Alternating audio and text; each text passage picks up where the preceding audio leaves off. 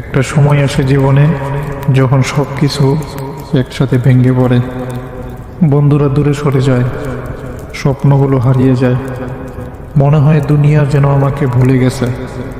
তুমি নামাজে কাঁদো, তুমি দোয়া করো, আল্লাহ কেন, কিন্তু উত্তর আসে না।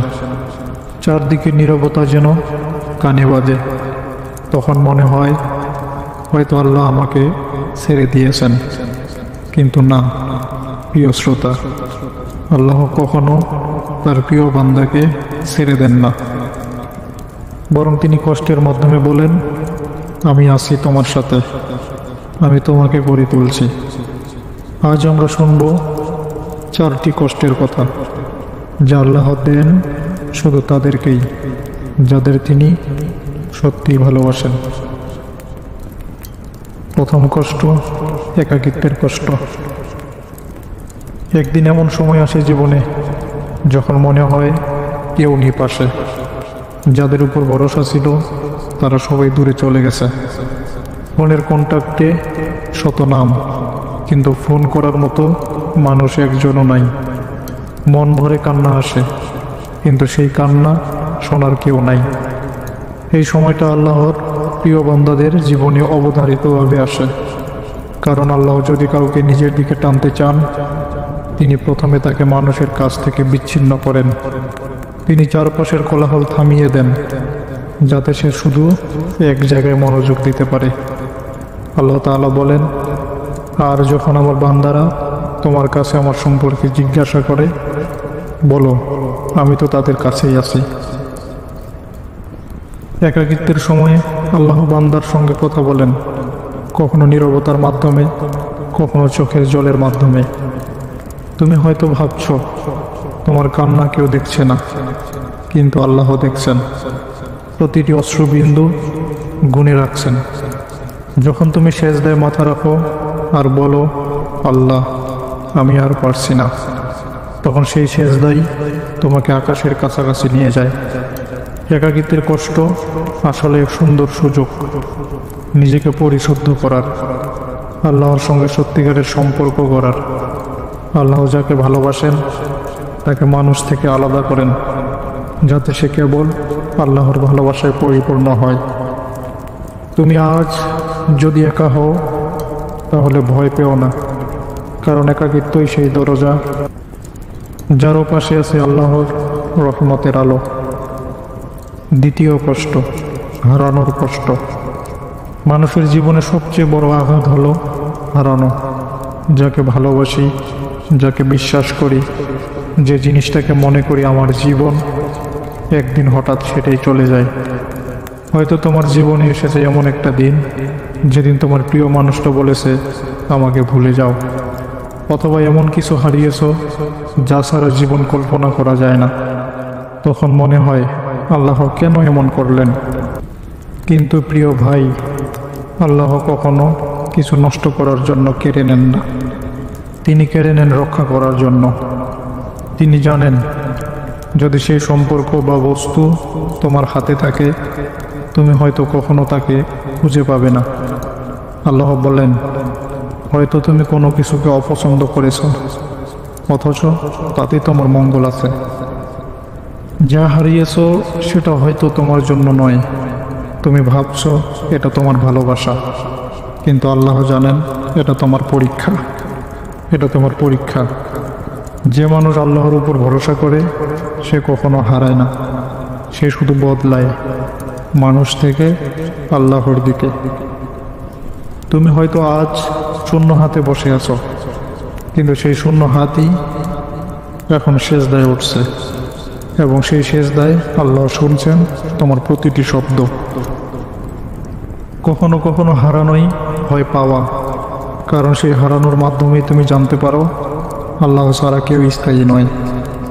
তুমি যাকে হারিয়েছ হয়তো সে তোমার জীবনে এক শিক্ষা হিসেবে এসেছিল, তোমাকে মানুষ নয় আল্লাহর উপর নির্ভর করতে শেখাতে। তাই কেঁদো না, যা হারিয়েছ তা হয়তো তোমাকে আল্লাহর কাছেই পৌঁছে দিচ্ছে। আর আল্লাহ যখন দেন তিনি ফিরিয়ে দেন আগের চেয়েও ভালো কিছু। তৃতীয় কষ্ট, অবহেলার কষ্ট। এই পৃথিবীতে সবচেয়ে কষ্টের জিনিস হলো অবহেলা।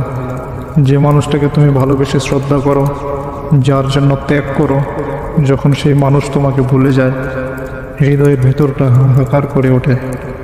অবহেলা শুধু সম্পর্কের নয়, সমাজ থেকেও আসে। বন্ধু বান্ধব, আত্মীয় স্বজন সবাই যখন তোমাকে গুরুত্ব দেয় না, তখন মনে হয় তুমি অদৃশ্য হয়ে গেছো। কিন্তু প্রিয় শ্রোতা, আল্লাহর বান্দাদের জন্য অবহেলা কোনো শাস্তি নয়, এটা একটা দোয়া পূরণের প্রক্রিয়া। তুমি একসময় আল্লাহকে বলেছিলে, হে আল্লাহ, আমাকে তোমার কাছে নিয়ে এসো।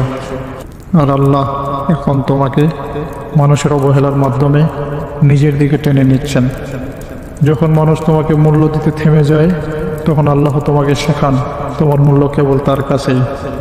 তুমি হয়তো ভাবছো কেউ আমাকে বোঝে না, কিন্তু আল্লাহ বলেন, আমি তো তোমার সাথেই আছি, যেখানেই তুমি থাকো। মানুষ অবহেলা করে ভুলে যায়, কিন্তু আল্লাহ কখনো ভুলেন না। তুমি তার একটিমাত্র চোখের জল ফেললেও তিনি সেটার বিনিময়ে তোমার গুনাহ ক্ষমা করে দেন। তুমি যদি আজ সমাজে অবহেলিত হও, তাহলে জেনে রাখো আল্লাহ তোমার মান বাড়াচ্ছেন। তিনি তোমাকে দুনিয়ার চোখ থেকে সরিয়ে নিচ্ছেন, যাতে তোমাকে জান্নাতের জন্য প্রস্তুত করতে পারেন। যারা আল্লাহর পথে চলে তাদের দুনিয়া ভুলে যায়, কিন্তু আখিরাত স্মরণ করে। তুমি কারো প্রিয় নও বলে কষ্ট পেও না, কারণ তুমি যদি আল্লাহর প্রিয় হও, তবে পুরো দুনিয়ার ভালোবাসা মূল্যহীন হয়ে যায়। চতুর্থ কষ্ট, বিলম্বের কষ্ট। মানুষের মন চায় দোয়া করব আর সাথে সাথে ফল পাব, কিন্তু আল্লাহর নিয়ম ভিন্ন।